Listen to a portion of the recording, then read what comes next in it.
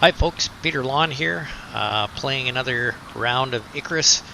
Um, this is a video tour of a base that I built on the Spirit Walk exploration. If you're wondering where that starts you out at, it's basically up here in F12, sort of where the drop pods drop down in. It's on the Olympus map. And you just have to travel south a little bit to where the waterfalls area is. And it's a great spot. Allows for some interesting builds because there's lots of rock outcroppings, a lot of waterfalls, and I like to build all sorts of access points down to the lower areas from here. But it's a really great spot for hunting, and so I wanted to give you a little tour of this base. Anyways, got the water pump going, which runs a water line. I've hidden it nicely so it goes down the waterfall and around the backside and then up into the base. We've got access points from all over the place around this base. So if you look over here, we've got stairs coming up this way. I got stairs going down, yeah, it's just a really good spot.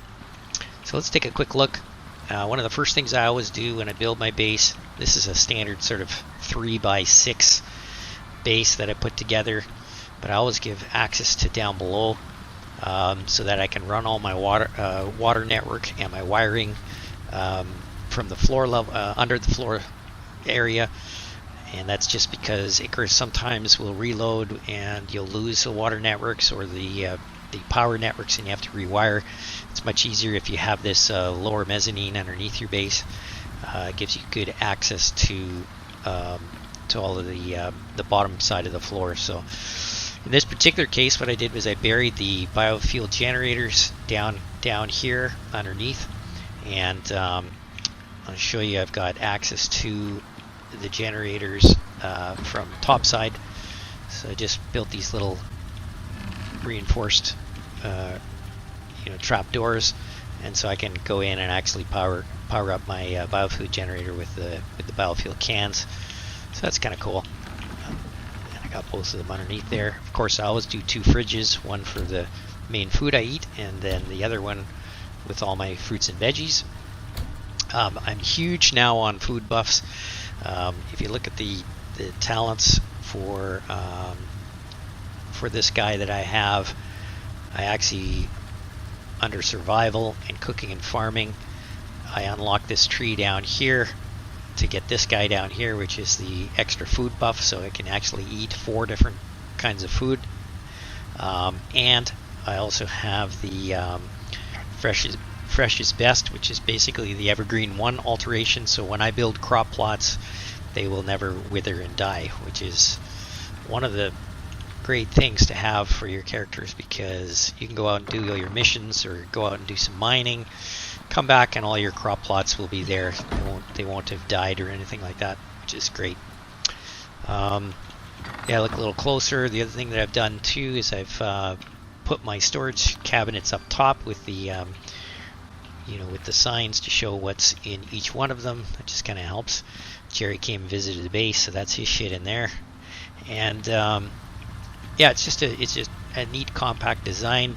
Now, if you're going to go out to start building glass and all that on your base, I would recommend even just slightly bigger than this, so you can have the glass working bench in here. I didn't build one this time around because I didn't really want to do that. Built a nice lookup tower up here. In a previous base that I featured, I actually built a glass building up top onto this rock pinnacle. But you get a great view from here of lots of different areas. You can see my bridges down there going across to get me to different areas of the map, and it's just an awesome view from up here. The nice thing at this location as well is that the right from the get-go in the morning, you got sun all the way clear across till after 1800. You still get sunshine here, so it's not like in some of the shadows of the mountains where it's kind of dark sometimes. So this is great. And I got the little lookout, a couple of stages of lookout, and at the top, it's just sitting right on the peak of this rock pinnacle. So you get a nice view of the base from here, and you can really spot the bear when you're ready to head out. You know exactly where he is. usually, and so you can avoid him. He's here on the fairly regular, so you'll always have to watch out for him. Got access down below that follows that river. If you go and take a look at that.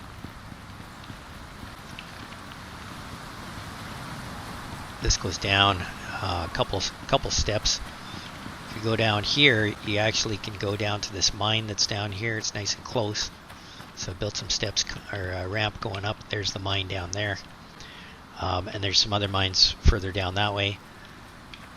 So it's really good. And then you can go further down here and get across the way. And it looks like we got a storm coming, so we'll get out of there. And I will rejoin you once this storm is over.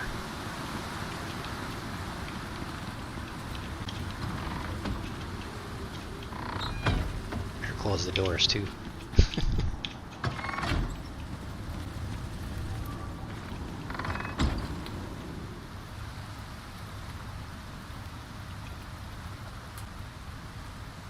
The other kind of neat thing about what I did here, and you'll notice I used half pitches here to hold up my storage cabinets. But you might be asking, how did you get the wood railing all the way along there? Because if you go and you try to install a wood railing along one of these half, you'll see that it doesn't work. It won't allow you to put the railing here because it's a half pitch and it only connects on one side.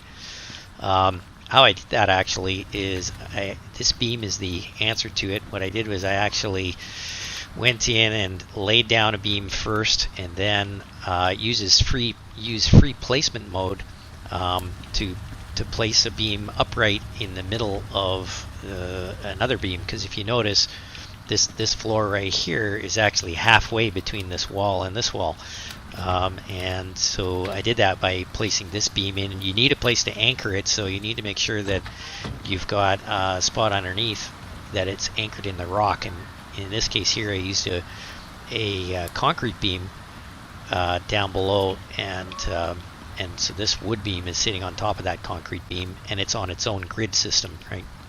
And so I lined it up so it perfectly allowed me to put this beam along the half pitch and get that finished look. I was thinking about doing it over here, but I don't know if I've got. I'll have to drop it down into the rock down below and before I can support the beam along here.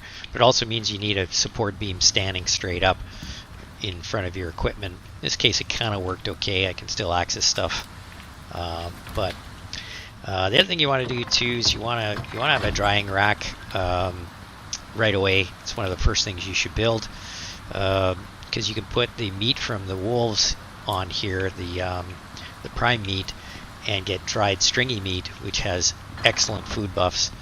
If you look at the dried stringy meat, you get basically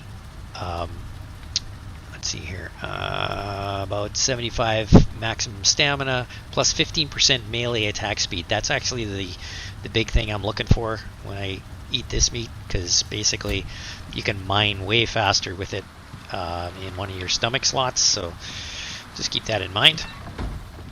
And yeah, so this is the base, and it's just kind of like to catalog them after I build them and I move on. I've got a ton of exotics on this particular run, because you can get 200 to 400 exotics at each exotic mine location. And in my case, the mines were way down here. One of them here in D14. They're random, so they do kind of spread out, but there's only like 6 possible locations, I think, that they can occur on this entire Olympus map.